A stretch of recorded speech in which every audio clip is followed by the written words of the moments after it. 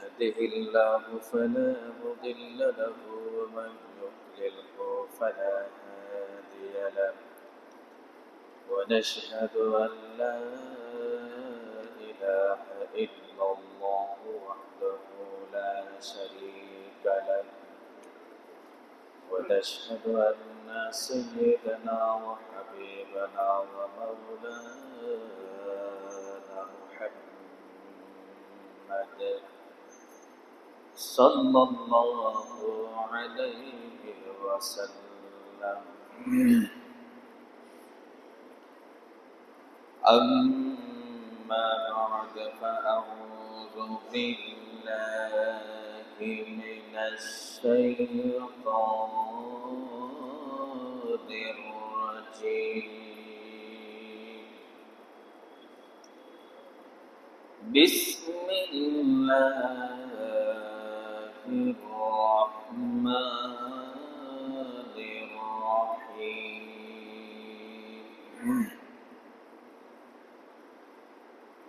الذين إن مكناهم في الأرض أقاموا الصلاة وآتوا الزكاة وأمروا بالمعروف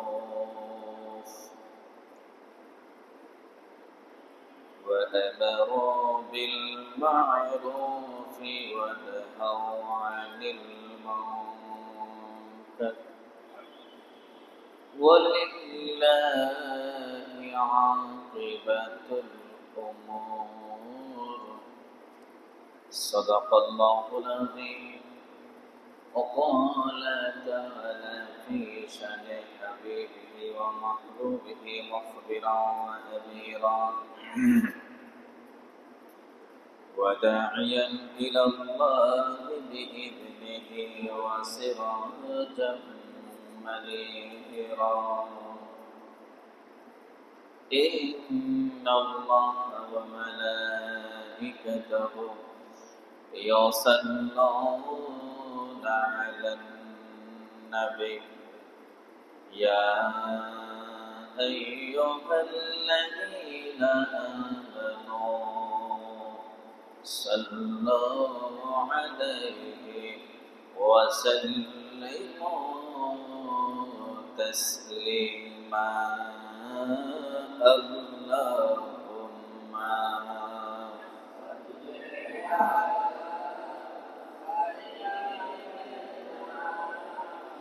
مولانا محمد وعلى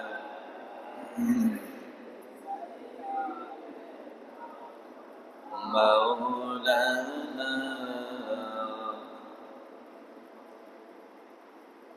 اللهم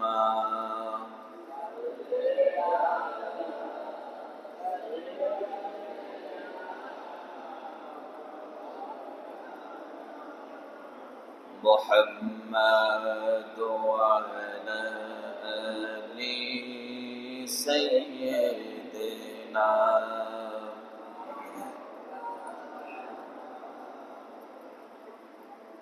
কোরআনের সুর মাঝে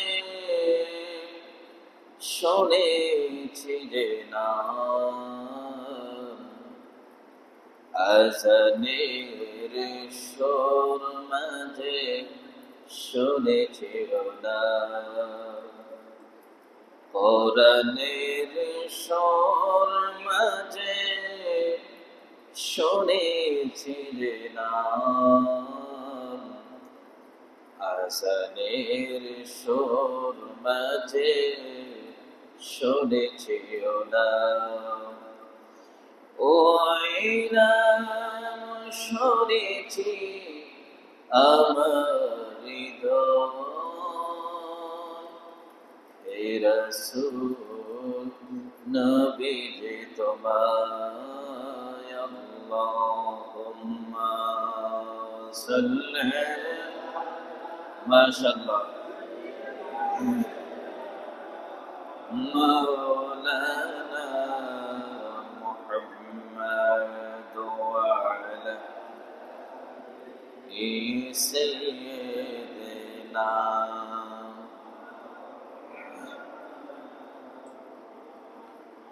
بلغ العلا بكماله كشف الدجى بجماله حسنت جميع خصاله صلوا عليه وآله اللهم صل وسلم وبارك عليه মুআজ্জাজ মুহতারাম মুকাররম মুসল্লিন কিরাম, প্রতি জুমাই আল্লাহ তাআলা আমাদেরকে, আমরা যারা আল্লাহর গোলাম, আল্লাহর বান্দা, আশরাফুল মাখলুকাতের মধ্যে সর্বশ্রেষ্ঠ সৃষ্টি মোড়া আল্লাহ তাআলা আমাদেরকে যথেষ্ট সম্মান এবং ইজ্জতের সাথে পৃথিবীতে প্রেরণ করেছেন, পবিত্র করে পৃথিবীতে প্রেরণ করেছেন এবং পবিত্র রাখার জন্য, হওয়ার জন্য আমাদেরকে বিধানাবলী দিয়েছেন, নবী রাসূল দিয়েছেন। আল্লাহ তাআলার মর্জি অনুযায়ী আল্লাহ তাআলাকে খুশি এবং রাজি করার উদ্দেশ্যে দুনিয়ার সকল ব্যস্ততা উপেক্ষা করে, ব্যবসা বাণিজ্য বন্ধ করে পবিত্রতার সাথে, ঈমানের সাথে, সওয়াবের আশায় আল্লাহর ঘরে সকলের আগে আসার সুযোগ করে দিয়েছেন। সেজন্য শুকরিয়া আদায় করছি, সকলে বলি আলহামদুলিল্লাহ। লাখ কোটি দুরূদ ও সালাম বিশ্ব মানবতার মুক্তির দূত, সকল নবীদের মাথার মুকুট, প্রিয় নবী নূর নবী হযরত মুহাম্মদ রাসূলুল্লাহ সাল্লাল্লাহু আলাইহি ওয়াসাল্লামের উপর। সম্মানিত সুধী, আল্লাহ তাআলা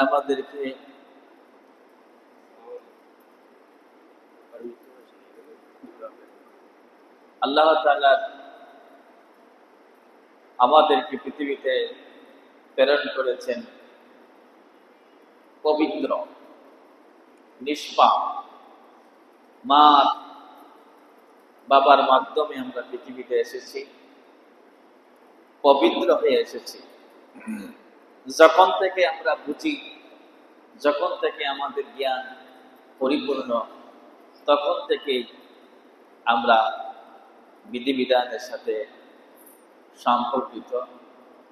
যদি কেউ বিধিবিধান অমান্য করে গুনার কাজে লিপ্ত হয়ে যায়, এই পবিত্র মানুষটি আবার অপবিত্র হয়ে যায়।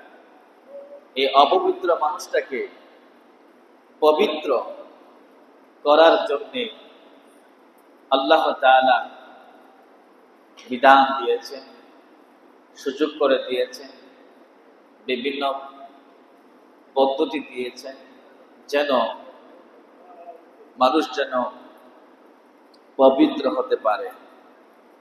আর পবিত্র কোরআন শরীফ হচ্ছে আমাদের মুক্তির একমাত্র মাধ্যম। কোরআন ও সুন্নাহ হচ্ছে আমাদের পবিত্র হওয়ার মাধ্যম। কোরআন ও সুন্নাহ হচ্ছে জান্নাতে যাওয়ার মাধ্যম। কোরআন ও সুন্নাহ হচ্ছে আল্লাহর প্রিয় বান্দা হওয়ার মাধ্যম।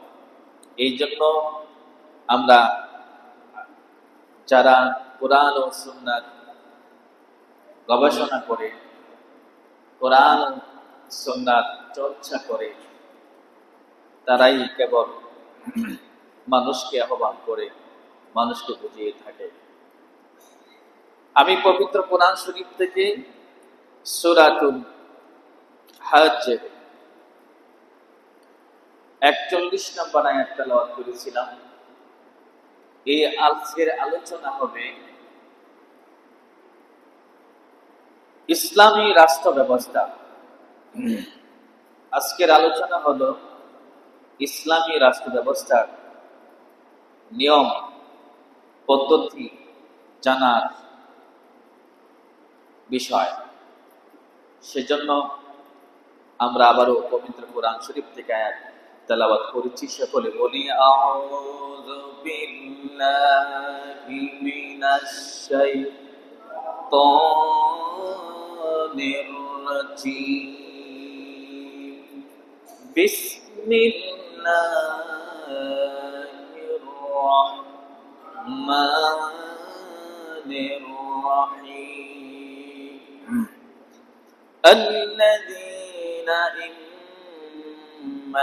مكناهم في الأرض أقاموا الصلاة وآتوا الزكاة وأمروا بالمعروف ونهوا عن المنكر ولله عاقبة الأمور এই আয়াতের মধ্যে ইসলামী রাষ্ট্র ব্যবস্থার ব্যাপারে চারটি কাজ। একটি স্বাধীন দেশ, মুসলমানের দেশ, ইসলামী রাষ্ট্রের প্রথমত যে চারটি কাজ, এই কাজটা আল্লাহ তাআলার পক্ষ থেকে ঘোষণাকৃত। এই পবিত্র কোরআন শরীফে আল্লাহ তাআলা একেবারে স্পষ্ট করে বলে দিয়েছেন যে একটি ইসলামী রাষ্ট্রের যে বৈশিষ্ট্যগুলি, গুণাবলী, প্রাথমিক ধাপ হলো চারটি, এটা থাকতে হবে। যদি না থাকে বুঝতে হবে এটা ইসলামী রাষ্ট্র এখনো কায়েম হয় নাই। এক নম্বর, আল্লাহ তাআলা বলেন আল্লাযীনা ইম্মাক্কান্নাহুম ফিল আরদি আকামুস সালাহ ওয়া আতাউজ যাকাত। আল্লাহ তাআলা বলেন আমি যাদেরকে এই জমিনে ক্ষমতা দেব, শক্তি দিব, যাকে আমি প্রতিনিধি দিব, খলিফা বানাবো, দায়িত্ব দেব, তার প্রথম কাজ হচ্ছে আকামুস সালাহ, নামাজ প্রতিষ্ঠা করা। জোরে বলেন সুবহানাল্লাহ। যিনি নেতা হবেন, যিনি রাষ্ট্রের প্রধান হবেন, এক নাম্বার বৈশিষ্ট্য কি হবে? নামাজ প্রতিষ্ঠা করা। বলেন কি করা? নামাজ প্রতিষ্ঠা কারে বলা হয়? একটা আছে নামাজ পড়া, আরেকটা হচ্ছে নামাজ প্রতিষ্ঠা করা। আমি নামাজ পড়ি, আমার স্ত্রীকে নামাজি বানানো। আমি নামাজ পড়ি, আমার ছেলে মেয়ে, আমার আওলাদকে নামাজি বানানো। আমি নামাজ পড়ি, আমার সমাজের মানুষকে নামাজের দিকে আহ্বান করা। আমার এলাকাকে, আমার রাষ্ট্রকে নামাজের তাগিদ দেওয়া। এখন যে নামাজ পড়ে, নামাজ প্রতিষ্ঠা করে, সে কি মানুষকে আহ্বান করে কিনা, সে নামাজ পড়ে কিনা, সে নামাজের নেতৃত্ব দেয় কিনা, সে নামাজ পড়াইবার যোগ্যতা রাখে কিনা? যদি না রাখে, সে রাষ্ট্রের কোন প্রধান হতে পারে? দুই নাম্বার হলো ওয়াআতাউস যাকাত ওয়া আমারু বিল মারুফ, যাকাত প্রতিষ্ঠা করা। একটি রাষ্ট্র স্বাবলম্বী হবে, একটি রাষ্ট্র উন্নতি হওয়ার প্রথম যে বৈশিষ্ট্য, প্রথম যে গুণ, সেটা হচ্ছে যাকাত দেওয়া। যেই রাষ্ট্রে যাকাত দেওয়া হয়, পাই পাই করে ওই রাষ্ট্রের মানুষ অসুখী, দুঃখী, গরিব, অসহায় থাকতে পারে না। যেই রাষ্ট্রের মধ্যে, যে সমাজের মধ্যে যাকাত দেয়, যাকাতের বিধান চালু থাকে, ওই সমাজের মানুষ না খেয়ে থাকে না। এটা আল্লাহর কথা, রাসূলের কথা। যার কারণে যাকাত প্রতিষ্ঠা করা, যাকাত দেওয়া, এটা হচ্ছে রাষ্ট্রীয় ব্যবস্থা প্রণার রাষ্ট্রের প্রধানের দুই নম্বর বৈশিষ্ট্য, দুই নম্বর কাজ। এরপরে বলেন ওয়া'আমারু বিল মা'রুফি ওয়া নাহাউ আনিল মুনকার, সৎ কাজের আদেশ দেওয়া। তিন নম্বর হলো ভালো কাজের আদেশ করা। চার নম্বর হলো মন্দ কাজের নিষেধ করা। এখন যে রাষ্ট্র ব্যবস্থাপনা, রাষ্ট্রের যে প্রধান পরিচালনা করে, সে যদি নিজেই মন্দ কাজ করে, ভালো কাজের পরামর্শ দিবে কে? সম্মানিত সুধী, কোরআনের কথা সত্য না মিথ্যা? জোরে বলেন।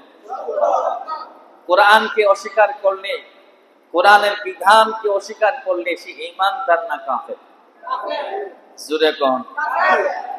কোরআনের কথা কেউ লুকায়িত রাখলে, বিধানের কথা কেউ যদি চাপা দিয়ে রাখে, তাহলে কি তার ঈমান আছে না যাবে?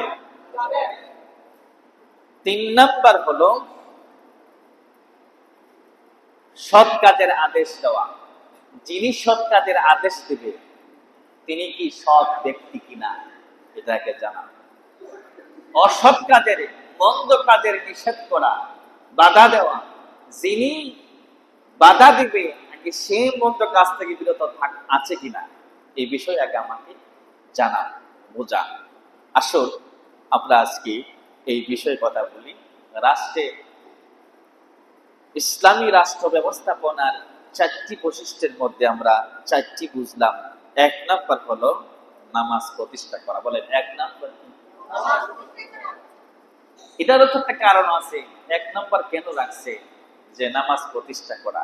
2 নাম্বার হলো যাকাত দেওয়া। 3 নাম্বার হলো ভালো কাজের আদেশ দেওয়া। 4 নাম্বার হলো মন্দ কাজের নিষেধ করা, বাধা দেওয়া।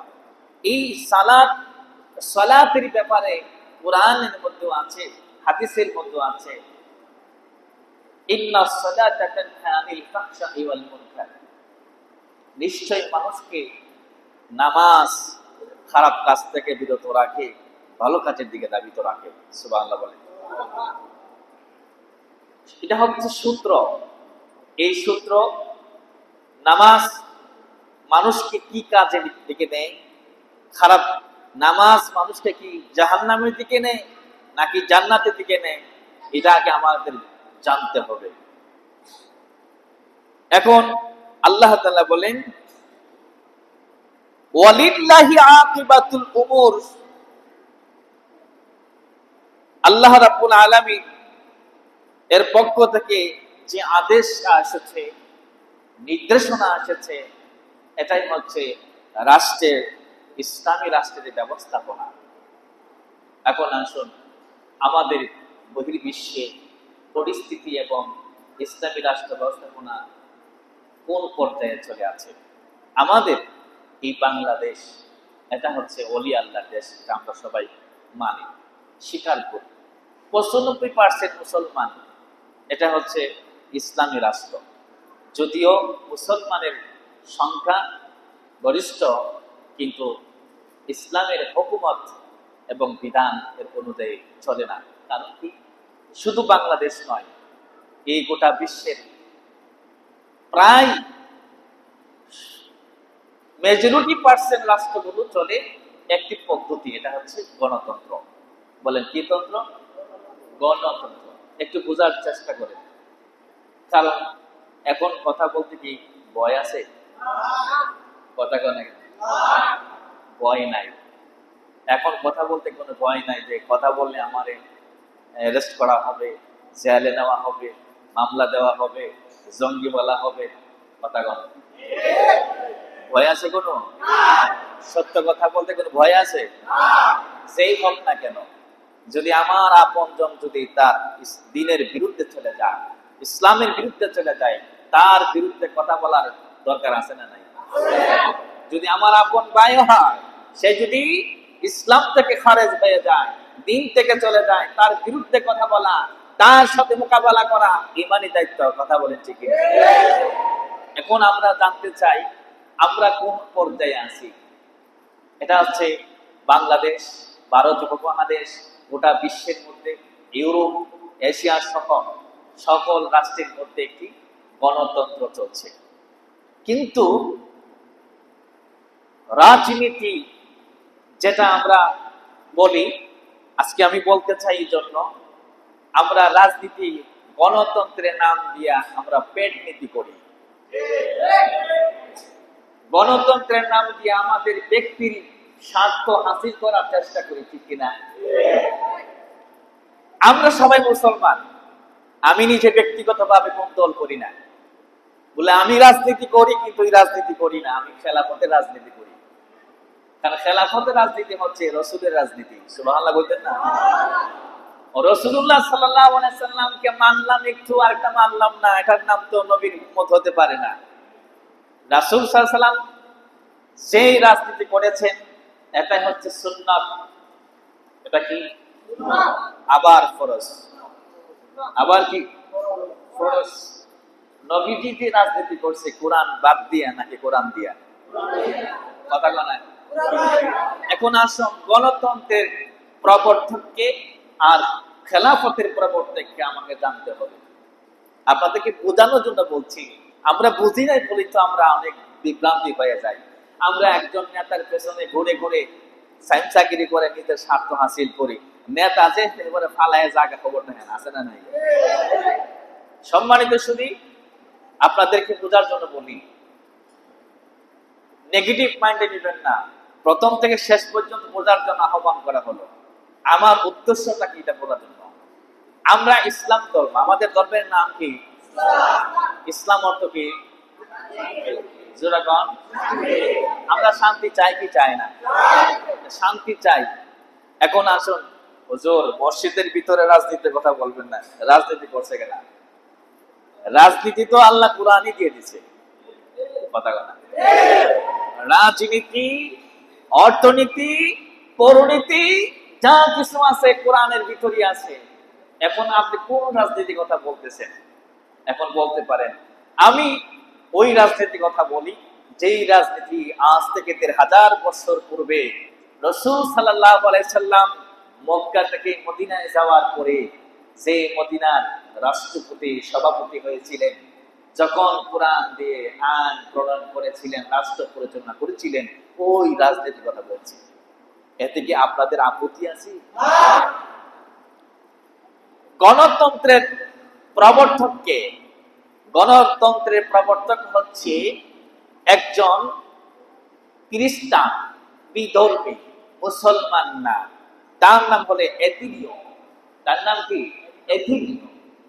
গণতন্ত্রের প্রবর্তক হলো একজন মানুষ, সেটা হচ্ছে মুসলমান না, আমাদের ইসলাম ধর্মেরও কেউ না, সে হচ্ছে খ্রিস্টান এথিনীয়। ও এথিনীয়র এই গণতন্ত্রের পদ্ধতি, তার নিয়ম অনুযায়ী বাংলাদেশ, ভারতীয় উপমহাদেশ, ইউরোপ, এশিয়া সহ যুক্তরাজ্য সহ চলতেছে। সম্মানিত সুধী, আর খেলাফতের প্রবর্তক হচ্ছে স্বয়ং মুহাম্মদুর রাসূলুল্লাহ। এখন বলেন তো, মুহাম্মদ রাসূলুল্লাহ সাল্লাল্লাহু আলাইহি সাল্লামের আইন মানবে নাকি খ্রিস্টান একজন প্রবর্তকের আইন মানবে?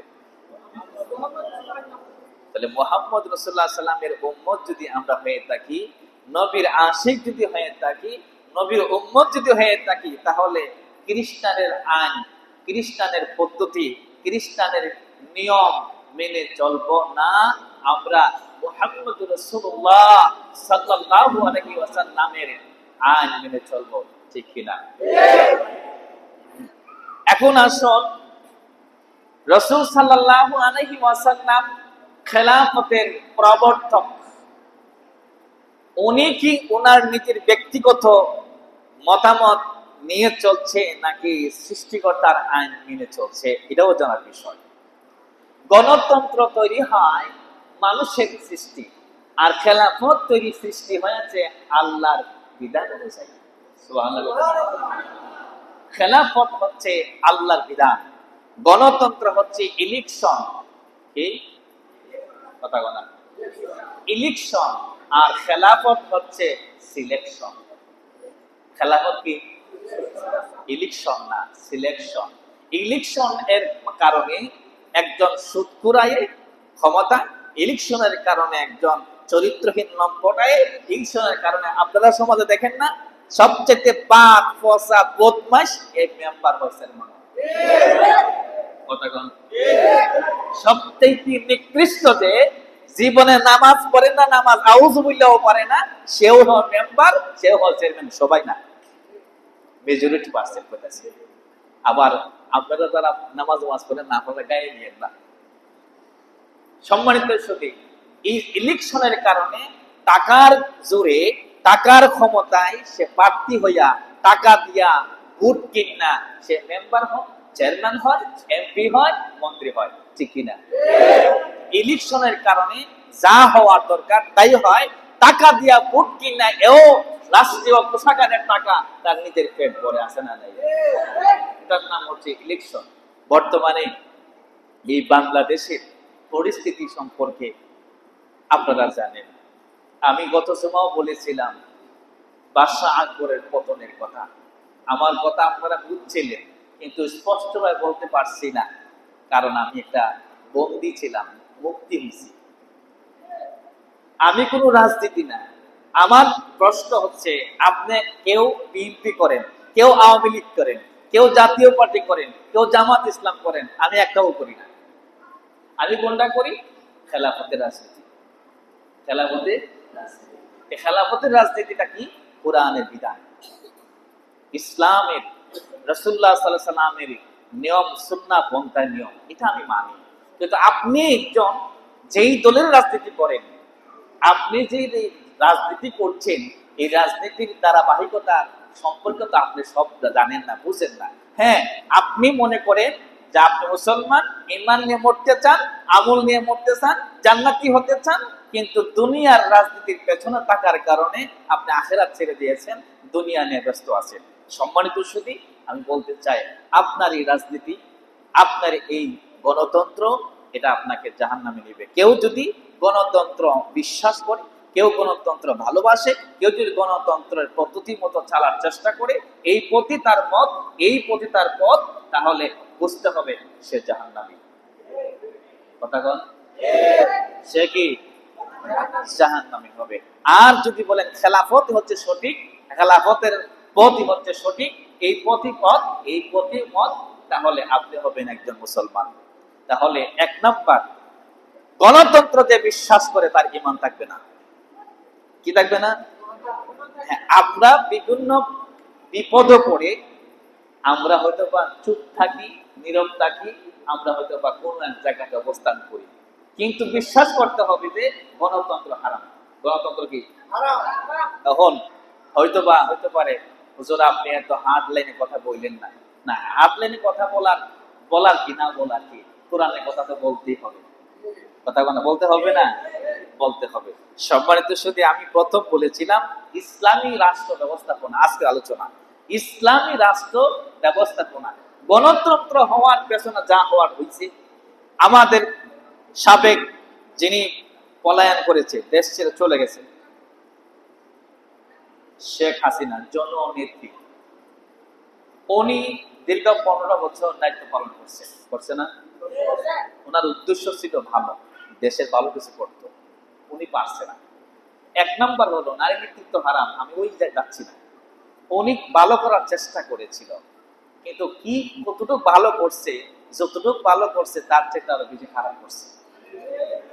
কথা বল না, এখানে 2-4 জন ছাড়া বাকি সবাই রাজনীতি করে না। রাজনীতি করি আমরা? মিছিল দেই? করি। 2-4 জন ছাড়া রাজনীতি করি না। কিন্তু আমরা বুঝি যে উনি 15 বছর দায়িত্ব পালন করে যে ক্ষতি বাংলাদেশে করছে, যে উন্নতি করছে, উন্নতি আর ক্ষতির দিকে কম্পেয়ার করলে দেখা যায় ক্ষতির সংখ্যাটা বেশি হয়ে গেছে।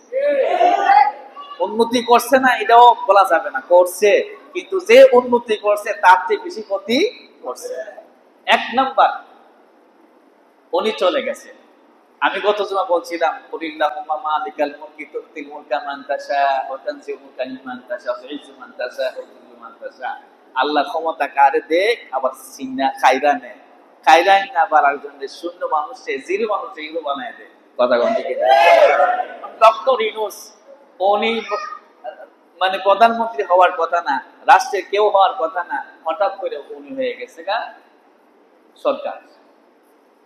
যেটাই হোক, হইছে তো হইছে, কি হইছে, উনি হয়তো বা সুদ করছে, উনি কি কর সুদ কর, যেটাই হোক। কারণ এখন তো আমাদের এই পরিস্থিতিটা নাই যে আমরা কোনো আলেম ওলামা এই জায়গায় বসতে পারবে, পরিস্থিতিটা এখনো হইছে না। কিন্তু আপনারা আশাবাদী, হইতে পারে, পারে কি পারে না? আপনারা চান কি চান না? একদম সুদ আয়া হইছে, এই লোকের সামনে গণভবনের মসজিদের একজন ইমাম সাহেব শপথের পূর্বে যে তেলাওয়াতটা করছে সূরা ফাতিহা থেকে যে আয়াতটা তেলাওয়াত করছি, আয়াতটা যখন পরে তখন আমার হাসি উঠে গেছে গা। মানে আমার স্ত্রী বলতেছে আপনি হাসেন করে। আমি যে আয়াত তেলাওয়াত করতেছে এই আয়াতের সাথে সম্পূর্ণ বিপরীত। সম্পূর্ণ কি বিপরীত। আল্লাহর কোরআনের আয়াতের কথা হচ্ছে একজন আল্লাহওয়ালা, একজন পরহেজগার, একজন আল্লাহ প্রিয় বান্দা বায়া গ্রহণ করবে। আর এমন একজন আইছে যে লোকটার চেহারা দেখলে বোঝা যায় মুসলমান না খ্রিস্টান। আমি ওনাকে নেগেটিভ বলতেছি না, আয়াত দিয়া, তেলাওয়াত দিয়া, হুজুর দিয়া, আলেম দিয়া শপথ করাইবার আগে আপনি প্রতিশ্রুতি নেবেন। প্রতিশ্রুতি আপনি জায়গা আসার আগে আপনি একজন মুসলমান হয়ে আসেন। আমরা কোন আপত্তি অবস্থা ইলেকশনের কারণে একদল যায়, আরেক দল আইসা প্রতিশোধ নেয়। একদল মায়ের খায়া আবার যখন ক্ষমতা আয়ে যে মায়ের মারছে তারে আবার মারে। এরাই শেষ জনগণে ইলে ফাটা ঘষাঘষি বসে। আমরা জনগণে খাও তেহা আমরার পকেটের, এরা আমার মস্তানি করে। কথা কোন ঠিক কিনা? তাহলে বোঝা যায় ইলেকশন হইলে ইলে ফাটা ঘষাঘষি হইব, আমরা জনগণে মার খামো, আমরা জনগণের রক্ত দিব, ছাত্র ছাত্রীর রক্ত দিয়ে দেশ স্বাধীন করে, আর এইদিকে তারাই তাদের পকেট বাড়ি করে। কথা কোন ঠিক কিনা? এখন বলতে চাই গণতন্ত্র হারাম হওয়ার কারণে এই অশান্তি। যদি খেলাফত প্রতিষ্ঠা হতো তাহলে আর মারামারি হতো না। বর্তমানে আমরা দেখতেছি এই দল বালানা এই দল বালা, আপনি যেই দলে করেন আমার কোন আপত্তি নেই, করেন করেন সমস্যা না, কিন্তু আপনার ইমান ঠিক রাখেন, আমরা আমল ঠিক রাখেন। এখন দেখেন জাস্ট খালি উনি পদত্যাগ করছে, আর ওইদিকে যারা পিঞ্জরার ভিতরে ছিল বাইরে আসা এরা ঘর বাড়ি গরু ছাগল ফুইরা একবার বিনাশ করে দিতেছে। আচ্ছা বলেন, কুকুরে যদি কামড় দেয় তারা কামড় দেওয়া যায় না? ইসলামকে এটা সাপোর্ট করে না। হ্যাঁ, যদি কেউ অপরাধ করে তাকে আইনের আওতায় এনে আইনের ব্যবস্থাপনা তাকে শাস্তি দেওয়া হবে। কিন্তু আপনি একজন ব্যক্তি হইয়া আপনি আগুন জ্বালাই দিবেন। কবিল্লা আমি যে এলাকায় ছিলাম ওই এলাকাতে এক লোকে সে বিএনপি করত, নাম দেখিতেছি বিএনপি করত। যখন সে আওয়ামী লীগের টর্চারে সমস্ত হারা হয়েছে তখন খালি নেত্রী খালি পার হয়ে গেছে, এ আয়াসেরা কোটি কোটি টাকার জায়গার মধ্যে আগুন লাগাই ফেলে দিয়েছে। আচ্ছা বলেন, প্রকৃতপক্ষে কিন্তু হে বিএনপি না, আর প্রকৃতপক্ষে বিএনপি এই কাজ করতো না, কিন্তু হে যে কাজটা করছে। আচ্ছা বলেন তো, রাজনীতি গড়ে দিকে তো কাজটা করছে, যে কোটি কোটি টাকা নষ্ট করছে, বাড়ি ঘরে আগুন লাগাই দিছে, গরু মহিলারা আছে এরা আগুন লাগাই দিছে। আচ্ছা এটা কি রাজনীতি? আপনারা বলেন রাজনীতি? আমি প্রথম বলি ইসলাম হচ্ছে শান্তির ধর্ম। বলে ইসলাম কি ধর্ম? ওনারা খারাপ করছে দেখেই তো আজকে দেশ স্বাধীন বলতেছি। কথা কোনা কেন? ওনারা খারাপ করছে দেখেই তো আমরা দেশ স্বাধীন বলতেছি। প্রত্যেক অন্তে দোয়া করছি আল্লাহ তুমি আমাদের মুক্ত করে দাও, আল্লাহ কবুল করছে। কথা কোনা কেন? আপনারা এতদিন অত বছর ধরে পারছেন না কেমনে? যখন অন্যায় অত্যাচার করতে করতে বেশি জুলুম হয়ে যায় তখন আল্লাহর পক্ষ থেকে ফয়সালা হয়। কথা বলা গেছে। আর ফয়সালাটা কেমন হয় জানেন? যখন এই আল্লাহওয়ালারা মুসলিমরা দোয়া করে এই দোয়াটা আল্লাহ কবুল করে। আপনি যুদ্ধের ময়দানে গিয়ে আপনি বিজয় হয়ে যাবেন এটা ভুল ধারণা। হয়তো বা আপনার পেছনে কেউ দোয়া করলে লোক থাকতেইব, এরা দোয়া করবো আপনি বিজয় করবেন। কথা কোন থেকে? আপনি ইচ্ছা করলে বিজয় আনতে পারবে না। বলেন তো বিজয়টা আয় কই থেকে? সূরা কোনা কার্তিকায় আমরা দোয়া করছি বিজয় হইছে, আর আপনারা কি আরেকবার ভাঙ্গা নেবেন, আরেকজনের মাথা হাত ফাটা নেবেন, মারা নেবেন। এটা কে বলছে? কে বলছে রাজনীতি? এটা রাজনীতি নয়, এটা হচ্ছে মরার নীতি। এটা এই গণতন্ত্র যতদিন থাকবে ততদিন হিংসা থাকবে, প্রতিহিংসা থাকবে, মারামারি থাকবে, মা বোন এবং শিশু বাচ্চা মরবে। কথা বলেন ঠিক? আমরা এই রাজনীতি চাই? আপনারা চাননি? আপনারা চান? আমরা কি চাই? শান্তি হইলে কি আমরা এই এলাকার যারা আওয়ামী লীগ আছে এরা মরলে জানাজা পড়তেন না? কথা বলা গেলে তাহলে আমরা কেড়ে মারামারি করতেছি। হেরা হেরা কি কই বাচ্চা জায়গা ফালায় শুয়ে জায়গা আপনি যার পেছন দিয়া এত কিছু করলেন, নামাজ বন্ধ করলেন, নামাজ পড়লেন না, আল্লাহরে ডাকলেন না, বাজে বাজে এমন কিছু করছেন, শিরক করে নিয়েছেন। হ্যাঁ, জাতির পিতাও কইছেন, এবং কইছেন যে এমন কিছু কইছেন যে কথাগুলো শিরক কুফর হয়ে গেছে। এত আপনজন আপনারা পালাই গেছে, বোঝা গেল না এরা আমার আপন না। আমার আপন কেডা? আল্লাহ। সূরা কোন গেরে? যদি এটাই থাকে, ওই নিয়মই থাকে, তাহলে যে লাও এই কত কথা কন, এটাই থাকে যে লাও এই কত, দেশ স্বাধীন হয় না। দেশ স্বাধীন করতে হইলে কোনটা? দেশে শান্তি আনতে হবে। কি আনতে হবে? শান্তি হবে। শান্তিটা কি আল্লাহর পক্ষ থেকে আসে নাকি মানুষের পক্ষ থেকে আসে? আমাদের জননেত্রী শেখ হাসিনা, উনি যে সংবিধান নিজে বানাইছে না? কথা নাকি কোরআন দিয়ে বানাইছে? কোরআন দিয়ে বানাইলে কি এই মারামারি হইলে, আইনাগর হইলে, দীপিকা এইরকম গোপন গড় হইলে? কোরআন দিয়ে বানাইছে, নিজে বানাইছে, নিজে কয়েকজন লোক নিয়ে নিজের মন করা সংবিধান বানাইছে। এই সংবিধান হচ্ছে এতিনিয়নের, এই সংবিধান এতিনিয়নের, খ্রিস্টানের, বিধর্মীদের মানব রচিত। এই কারণেই উনি আয়নাঘর বানাইয়া গুম কইরা মানুষের মারছে। এটা কি মিছা না হাসা? নাকি আমি মিছা বলতেছি? এই যে করছে, উনি যা করতে পারে, আরেকজনেও করবে না কোনো সন্দেহ আছে? আরেকজনে করতে পারে। ভাই, আল্লাহ রস্তে বলি, আপনি যে রাজনীতি করেন এটা সঠিক না। গণতন্ত্র হারাম। গণতন্ত্র কি? গণতন্ত্র কি? আফগানিস্তান খেলাফত প্রতিষ্ঠিত হয়ে গেছে, আফগানিস্তানে শান্তি এসে গেছে। এখন কি মারামারি শোনেন? অর্থনৈতিক সচ্ছলতা, মানুষের খুবই নিরাপদে অবস্থান করতেছে। আফগানিস্তান খেলাফতে আসছে আলেমুলামারা। আলেমুলামারা এসে কোরআন এবং হাদিসের মাধ্যমে দেশ পরিচালনা করতেছে। আফগানিস্তান এক সময় হবে বিশ্বের সেরা। যতদিন পর্যন্ত কোরআনের আইন বাস্তবায়িত না হবে রাষ্ট্রে, ততদিন পর্যন্ত মারামারি, খুনাখুনি, হিংসা বিদ্বেষ থাকবে। আমি ওয়াজ করলেও লাভ হবে না, না করলেও কোনো কাজ হবে না। সম্মানিত শুধু প্রথম বলতে চাইছিলাম যে খেলাফত আর গণতন্ত্র, আমরা যে বাংলাদেশে করি এটা গণতন্ত্র। গণতন্ত্র কি জায়েজ না হারাম? হারাম। খেলাফত হচ্ছে, এটা হচ্ছে ইসলামের রাজনীতি। আর ইসলামের রাজনীতিটা হবে একজন কোরআন এবং সুন্নাহর মাধ্যমে। আপনারা দোয়া করবেন, আমরা সবাই দোয়া করব, আল্লাহ এই প্রতিহিংসা রাজনীতি তুমি দূরে সরাইয়া দিয়া এই বাংলাদেশকে তুমি ইসলামী রাষ্ট্রে পরিণত করে এবং খেলাফত তুমি এই রাষ্ট্রের মধ্যে কায়েম করে দাও। আমিন। আমরা চাই কি চাই না? আমরা সকল মুসলমান যদি এক হয়ে যাইগা, মুসলমান তো সবাই হই, যারা আমরা এই বাংলাদেশের দেখেন খালি স্বাধীন হইছে, এই মুহূর্তে মাজারে আগুন লাগাই দিছে। খালি স্বাধীন হইছে, এই মুহূর্তে বাড়ি ঘরে আগুন লাগাই দিছে। মাজার ফিরে লাও, ভাঙ্গা লাও, ফেরা লাও। যারা মাজার দেয়, যেটি খারাপ, যেটি বন্ড ব্যবসা, এটা হলো ভিন্ন কথা। এই বাংলাদেশে অন্তর্বান আছে না নাই? কথা কোনা গেলে আল্লাহর ওলিরা না থাকলে কি দেশ আল্লাহ তাআলা এত সুন্দর রাখতে পারতো? আল্লাহর ওলিদের কারণে আল্লাহ রাখছে। শাহজালাল ঘুমাইয়া দিয়েছে, শাহপুরান ঘুমাইয়া দিয়েছে, এই 360 আউলিয়া বাংলা জমিনে ঘুমাইয়া দিয়েছে। এই আউলিয়া কেরামের বিরুদ্ধে গেলে কি এটা কি সঠিক হবে না বেঠিক হবে? কথা বলেন না কেন?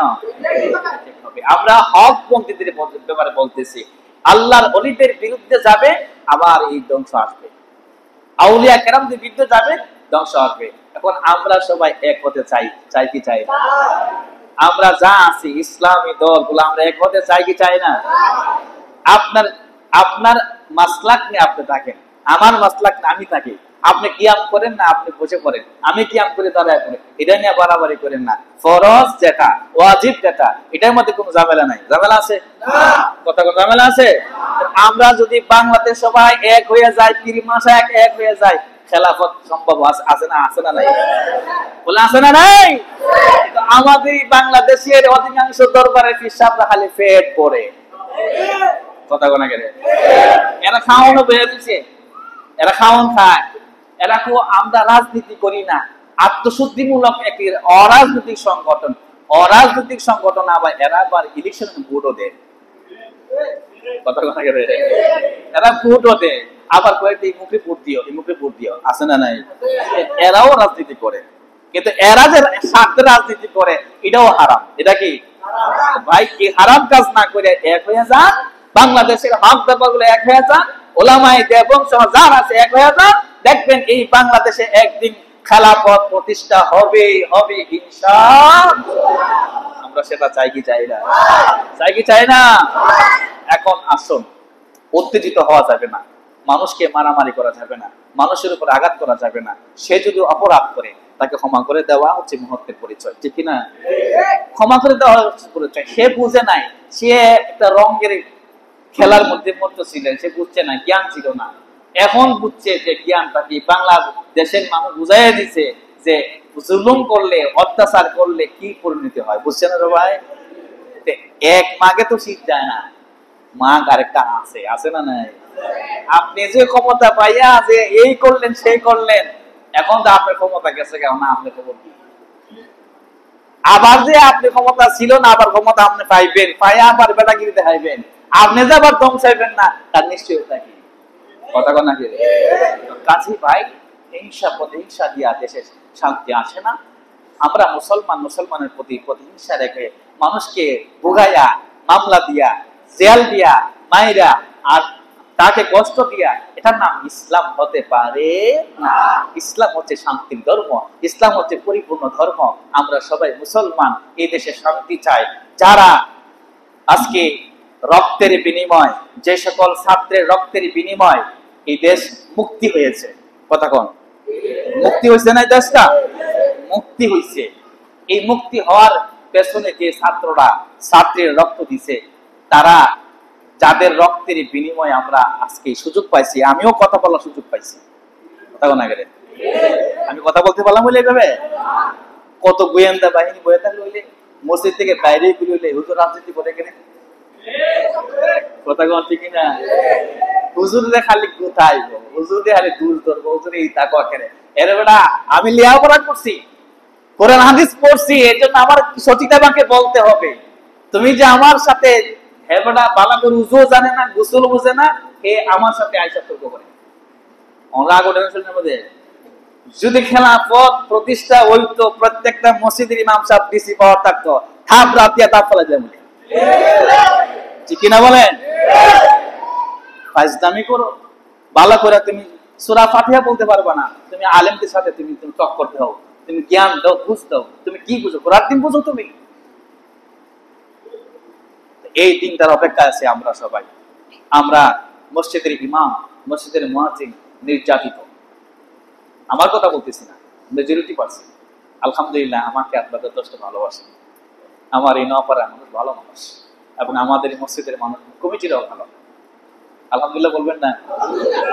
বাস্তবিক আমি সাক্ষী দিচ্ছি, ভালো, যথেষ্ট ভালোবাসে। হ্যাঁ, আলেম আলেমের জায়গায় থাকতে হবে, আলেমের মতো থাকতে হবে। কিছু কিছু হুজুর আছে সাইমসা, আছে না নাই? সাইমসা হুজুর আসেনি? আপনি দেখবেন বাদশাহ আকবরের কথা কত জমা বলছিলাম, এই হুজুররা এই বাদশাহ আকবরের পক্ষে রাজি হয়েছে, দলিল দেওয়া শুরু করছে, না বাদশাহ আকবর দিন এলাহি চালু করছে, সঠিক ধর্ম, সঠিক ধর্ম। হাজার হাজার আলেম বাদশাহ আকবরের সাপোর্ট দিছে। ওই জায়গার মধ্যে একজন মুজাদ্দিদ আল-বেসানি দাঁড়িয়ে গেছে, এটা ভুল। আমরা সরকারের গোলামি করি না, আমরা কার গোলামি করি? জোরে বলেন, আমরা কার গোলামি করি? কিছু আলেম আছে স্বার্থভোগী আলেম, এরা বাদ দেন, কিন্তু হক আলেম আছে না নাই? সম্মানিত শুধু এটা হচ্ছে ইসলামী রাষ্ট্র ব্যবস্থাপনার বিষয়।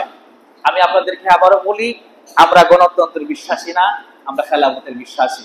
আর গণতন্ত্র মানুষ প্রণয়ন করে, মানুষ তৈরি করে, আইন তৈরি করে। যে গতকালকে শপথ নিছে না, এই শপথ খালি করছে ওই দেখেন কাজে কর্মে ঠিক আছে কিনা। এরা এই শপথ নিজেরা বানায়, নিজেরা তৈরি করে। সম্মানিত শুধু মানব রচিত সংবিধানের মধ্যে ভেজাল থাকতেই পারে, এরা মন মতো সংবিধান তৈরি করতে পারে, কিন্তু কোরআনের সংবিধান কি পরিবর্তন করার সেব আছে? কোরআনের আয়াত কি পরিবর্তন করার সুযোগ আছে? তাহলে কোরআনের সংবিধান, যে সংবিধান, এটাই হচ্ছে ইসলামের সংবিধান, এটাই হচ্ছে মুসলমানের সংবিধান, এটাই হচ্ছে রাসূলুল্লাহ সাল্লাল্লাহু আলাইহি ওয়াসাল্লামের সংবিধান। আওয়াজ করে বলি আল্লাহু আকবার। সবাই দুরূদ শরীফ পড়ি। আল্লাহুম্মা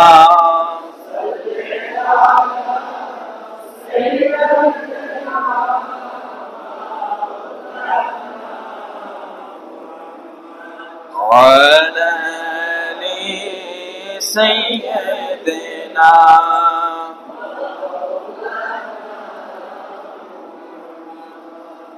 আপনারা আমার কথা রাগ করবেন না। আওয়ামী লীগ, বিএনপি, যত যত দল আছে, জাতীয় পার্টি আছে, এই সবগুলা গণতন্ত্র। আপনি বুঝা দল করেন, এক মাঘে শীত জানা আর এক মাঘ আইব। কাজেই আমরা একটা চাই, খেলাফত। আমরা কি চাই? আমরা খেলাফত চাই। যতক্ষণ পর্যন্ত খেলাফত না আসবে চুপ থাকেন। আমরা মুসলমানে এক হতে চাই।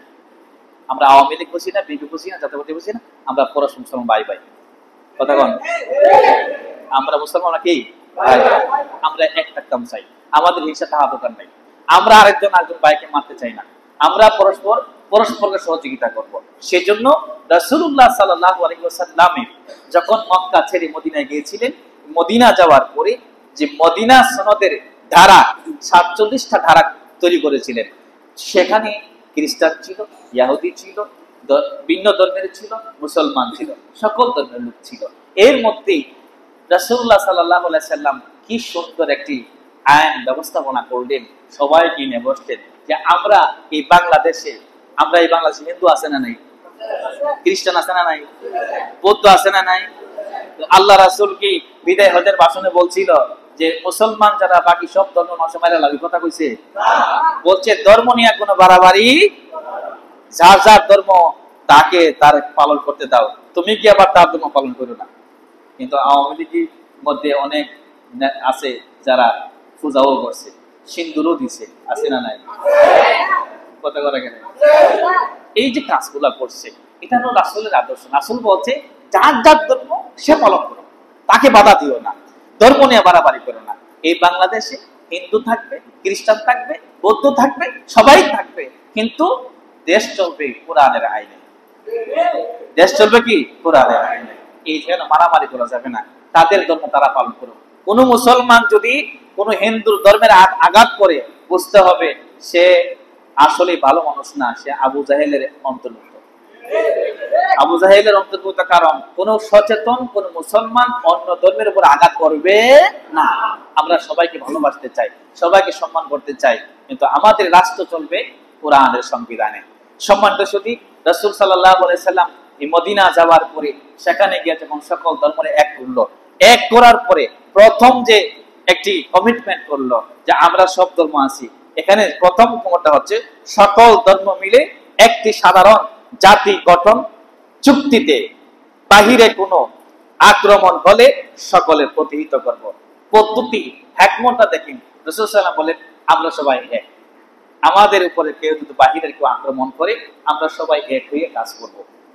তখন সকল ধর্মের মানুষগুলা সবাই বলে না, সুন্দর কথা কইছে, আমরা সবাই রাজি। এইভাবে 2 নম্বর চুক্তিতে তিনি বলতেছেন যে রাসূল সাল্লাল্লাহু আলাইহি ওয়াসাল্লাম বলেন সব সম্প্রদায় সাধারণভাবে নিজ নিজ ধর্ম পালন করবে, এতে কোনো আপত্তি আছে? সব ধর্ম মানুষ খুশি হয়ে গেছে। এটা এত সুন্দর একটা ধর্ম, ইসলাম ধর্ম, তারা বলতেছে যার যার ধর্ম পালন করবে, তাদের মধ্যে হিংসা নাই। অথচ তারা কিন্তু কাফের মুশরিকরা কিন্তু ইহুদি খ্রিস্টানরা কিন্তু তখন রাসূল সাল্লাল্লাহু আলাইহি সাল্লামকে অনেক কষ্ট দিছে না? অনেক মারছে না? যখন তায়েফে গেছে রক্ত মোবারক জমিনে ঝরাইছে না, দান মোবারক শহীদ করছে না, যে এই যে কষ্ট দেওয়ার পরেও নবীজি বলছে আমরা ধর্ম নিয়ে বাড়াবাড়ি করতে চাই না, আমরা পরস্পরের ধর্মকে আমরা সম্মান করব। এই যে কথাগুলো বলছে, তখন সবাই বলে না এই ইসলাম ধর্ম হলো সঠিক ধর্ম। মুহাম্মদ সাল্লাল্লাহু আলাইহি ওয়াসাল্লামের কথা খুব সুন্দর, যুক্তিসঙ্গত কথা। এই কথাগুলো তারা যখন একের পর এক যে ধারাবাহিকতা, 47টা ধারাবাহিকতা ছিল, অনেক লম্বা সময় লাগবে গুছায় বলতে। সম্মানিত সুধী সবাই বললো না ঠিক আছে যে ইসলাম ধর্ম সঠিক ধর্ম। তখন আস্তে আস্তে বিধর্মীরাও রাসূলের কাছে কালিমা পড়ে মুসলমান হয়ে গেছে। এটা হচ্ছে ইসলাম ধর্ম। ইসলাম ধর্মের মধ্যে কোনো মারামারি নাই। ইসলাম ধর্ম হচ্ছে ভালোবাসা, সম্প্রীতি, আপনাকে নিয়ে সুন্দর করে চলবে। আমার আদর্শ দেখে কাফেররা কালিমা পড়তো, কথা কন। দেখা গেছে কি আমার আদর্শ কাফের থেকে নিকৃষ্ট, আমার চরিত্র কাফের বিধর্মী থেকে মানে আরো নিকৃষ্ট, তাহলে আমার কাছে কি মুসলমান হইব? তাহলে আমার চরিত্র হইতে হবে রসুলের চরিত্র, আমার আদর্শ হবে রসুলের আদর্শ। তাইলেই তো অন্য ধর্মের যারা আছে তারা বুঝবে না ইসলাম শান্তি ধর্ম, এটাই সঠিক ধর্ম, তার কাছে আমরা কালিমা পড়ে মুসলমান হয়ে যাব। কথা বলে ঠিক কিনা? আমরা এটা বুঝে নেব। আমার আজকে আলোচনা হচ্ছে এই নওপাড়ার মানুষ শান্তিপ্রিয় মানুষ, এখানে যেন গন্ডগোল না হয়, মারামারি না হয়, প্রতিহিংসা না হয়। আপনি যে দল করেন করেন, কিন্তু আপনার জায়গা থেকে করবেন, কিন্তু ঈমান হারা হবেন না, আমল হারা হবেন না। আমরা সর্বোপরি অপেক্ষায় আছি আল্লাহ যেন এই বাংলাদেশে খেলাফত প্রতিষ্ঠা করে দেয়, বলেন আমিন। জোরে বলেন আমিন। মাজারে দরবারে কোনো অ্যাটাক করা যাবে না। এরা মুসলমান না? আমরা মুসলমান না? যারা কওমি ভাইয়েরা আছে, ওলামায়ে দেওবন্দ আছে, আমরা এক না? আমরা সবাই এক। আমাদের মধ্যে কোনো দলাদলি হতে পারে না। আপনার মতামত আপনার জায়গায় বসে থাকেন, কিন্তু আমরা বেসিক ভাবে, মৌলিক ভাবে আমরা হচ্ছি এক। কথা বলেন, আমাদের রব কয়জন? আমাদের সৃষ্টিকর্তা কয়জন? আওয়াজ করে বলেন কয়জন? আমাদের নবী কয়জন? কিন্তু এই আওয়ামী লীগের সময় কাদিয়ানীরা তারা বলতেছে নবী মুহাম্মদ রাসূলুল্লাহ শেষ নবী না, তাদের নবী একজন আছে। এই উলামায়ে কেরাম যথেষ্ট সংগ্রাম, মানববন্ধন, মিছিল করছে যে কাদিয়ানীদেরকে মানে অমুসলিম ঘোষণা করা হোক রাষ্ট্রীয়ভাবে, কিন্তু রাষ্ট্র এটা করছে না। করছে না। কিন্তু দেখেন পরিস্থিতি দেখেন, আপনারা বুঝেন, করে নাই, করতে পারে নাই। কিন্তু আমরা চাই যদি কোনো ইসলামিক রাষ্ট্র ব্যবস্থাপনা চালু হয়ে যায়, কোন আলেম ওলামা জায়গায় চলে যায়, কোরআন ও সুন্নাহর মতো চলে যায়, যে কোন রাসূল সাল্লাল্লাহু আলাইহি ওয়াসাল্লামের সাথে বেয়াদবি করে, রাসূল সাল্লাল্লাহু আলাইহি ওয়াসাল্লামকে অস্বীকার করে এই দেশে মুসলমান পরিচয়ে চলতে পারবে, এটা আমরা দিতে দেব না। আমরা কাদিয়ানীদেরকে অমুসলিম বলি, রাষ্ট্রীয়ভাবে যেন অমুসলিম ঘোষণা করা হয়, সেটা আমরা প্রত্যাশা করি। আমাদের রব একজন, আমাদের নবী একজন, আমাদের ধর্ম ইসলাম, আমরা সবকিছু এক আছি। সামান্য কিছু মানে পার্থক্য থাকতে পারে মুস্তাহাব নফল নিয়ে, এর বিষয় নিয়ে আমাদের মধ্যে কোনো দ্বন্দ্ব না হয়। আমরা পরস্পর মুসলমান ভাই ভাই, আল্লাহ যেন আমাদের সবাইকে কবুল করে বোঝার তৌফিক দান করে, বলেন আমিন। শুধু বলেন আমিন।